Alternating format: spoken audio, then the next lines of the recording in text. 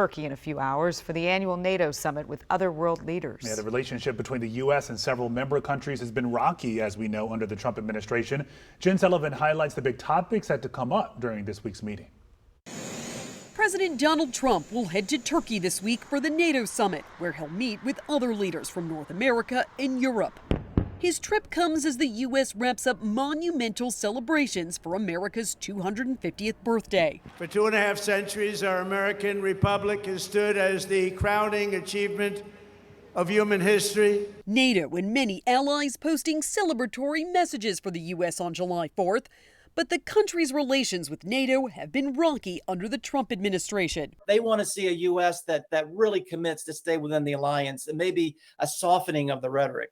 NATO Secretary General Mark Rutte visited the White House last month to try to smooth over relations with the U.S. The president has repeatedly questioned whether the U.S. should remain part of the NATO alliance. The big fear I have with NATO is we spend tremendous amounts of money with NATO.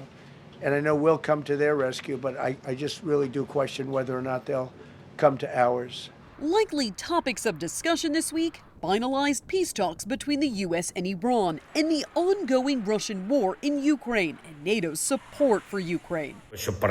Our partners, primarily the United States and our European partners, need to be more proactive in providing assistance with us. Saturday, Russian President Vladimir Putin and Trump spoke on the phone for nearly 90 minutes.